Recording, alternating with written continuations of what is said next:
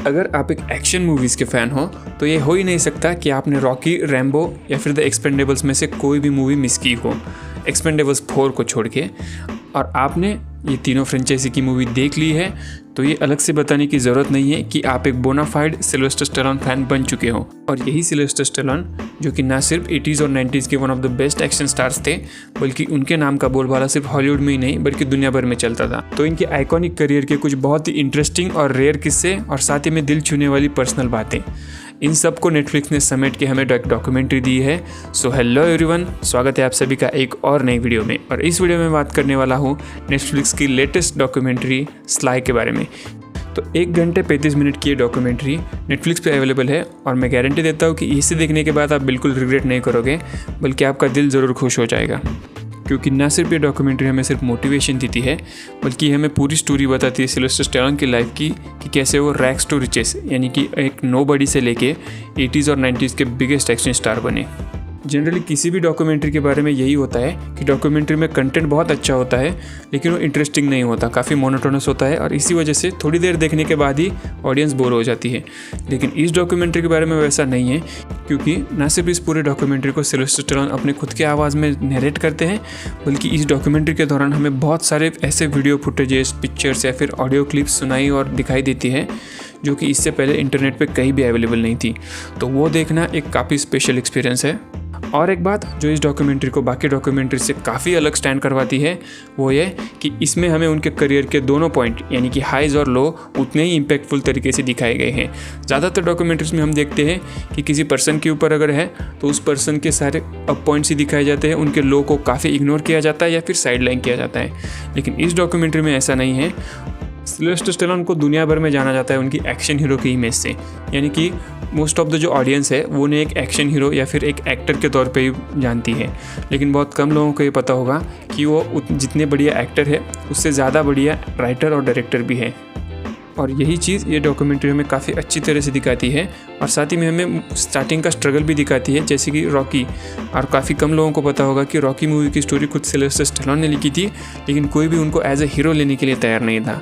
तो उसके लिए भी उन्हें काफ़ी स्ट्रगल करना पड़ा और वहाँ से लेके आगे चल के उन्होंने जो अपनी एक्शन हीरो का पूरा करियर बनाया, वो देखने में काफ़ी सेटिंग लगता है। इस पूरे डॉक्यूमेंट्री में जितनी भी बातें उनके हॉलीवुड के करियर को लेके बताई गई है, उतनी ही बातें हमें उनके पर्सनल लाइफ के बारे में भी जानने को मिलती है और वो सच में काफ़ी हार्ट टचिंग है। और ना सिर्फ बताई गई है, बल्कि हमें वो सारी लोकेशंस भी दिखाई गई है जहाँ पे वो बड़े हुए, उनके अपने पेरेंट्स या फिर अपने ब्रदर के साथ क्या रिलेशंस थे, उनके कुछ पर्सनल वीडियोस और फोटोग्राफ्स है, वो भी ये डॉक्यूमेंट्री हमारे साथ शेयर करती है। इसी के चलते जो पर्दे पे इतना बड़ा एक्शन स्टार बनता है, वो रियल लाइफ में कितना इमोशनल है, ये भी हमें पहली बार देखने को मिलता है। इस डॉक्यूमेंट्री में बहुत सारे पर्सनल इंटरव्यूज़ है अलग अलग सेलिब्रिटीज़ के, बहुत सारे रेयर मूवी सीन्स है, रॉकी की एक्चुअल स्क्रिप्ट यानी कि सिल्वेस्टर स्टैलोन ने पेपर पे जो स्क्रिप्ट लिखी थी रॉकी की, वो एक्चुअल स्क्रिप्ट भी हमें इसमें दिखने को मिलती है। साथ ही में उस टाइम के ऑडियो टेप्स भी थे, यानी कि जब सिल्वेस्टर स्टैलोन रॉकी की स्क्रिप्ट लेके अलग अलग स्टूडियोज़ के पास जाते थे तो उस टाइम पे वो उनको कैसे अप्रोच करते थे, इनकी टेप्स भी मौजूद है। तो ये पूरी डॉक्यूमेंट्री किसी टाइम कैप्सूल से कम नहीं है। हालांकि ये डॉक्यूमेंट्री पूरी तरह से सीरियस भी नहीं है, इसमें एक कॉमिक पार्ट भी है जहाँ पे हमें बताया गया कि कैसे सिल्वेस्टर स्टैलोन और अर्नोल्ड श्वार्ज़नेगर, जो कि 80s और 90s के one of the biggest action star थे, वो कैसे एक दूसरे के जानी दुश्मन थे और बाद में वो कैसे फ्रेंड्स बने। तो उन दोनों की उस दौरान की फ्रेंडली बैंटर भी हमें इसमें देखने को मिलती है और साथ ही में हमें अर्नोल्ड श्वार्ज़नेगर का एक इंटरव्यू भी देखने को मिलता है जिसमें वो सिल्वेस्टर स्टैलोन की तारीफ़ करते हुए दिखाई दे हैं। एक बात जो इस डॉक्यूमेंट्री में मुझे बहुत पसंद आई वो ये कि किस तरह सिल्वेस्टर स्टैलोन बताते हैं कि उनकी लाइफ रॉकी 6 मूवी की वजह से चेंज हो गई। क्योंकि अगर आपने रॉकी 6 मूवी देखी है तो आपको पता चल गया होगा कि वो किस बारे में बात करते थे। इस डॉक्यूमेंट्री से मुझे एक ही शिकायत है कि इसका रन टाइम बहुत कम है। हालांकि ये 1 घंटा 35 मिनट की है, जो कि एक किसी भी डॉक्यूमेंट्री का एवरेज टाइम होता है। लेकिन अगर आपको याद होगा तो कुछ ही महीने पहले नेटफ्लिक्स ने अर्नोल्ड श्वार्ज़नेगर के ऊपर भी एक डॉक्यूमेंट्री बनाई थी जो कि 3 पार्ट की 1-1 घंटे की थी।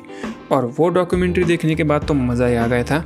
ऐसा लगा था कि हमने अर्नोल्ड श्वार्ज़नेगर की पूरी ज़िंदगी देख ली। लेकिन वो फील इस डॉक्यूमेंट्री को देखते टाइम नहीं होता, क्योंकि इसका रन टाइम काफ़ी कम है और काफ़ी गिने चुने ही इवेंट्स है जो हमें इस डॉक्यूमेंट्री में देखने को मिलते हैं। सो फाइनली स्लाई डॉक्यूमेंट्री के बारे में मेरा ओवरऑल ओपिनियन यही है कि ये हर किसी के लिए एक मस्ट वॉच होना चाहिए, फिर आप चाहे सिल्वेस्टर स्टैलोन के फ़ैन हो या फिर नहीं हो।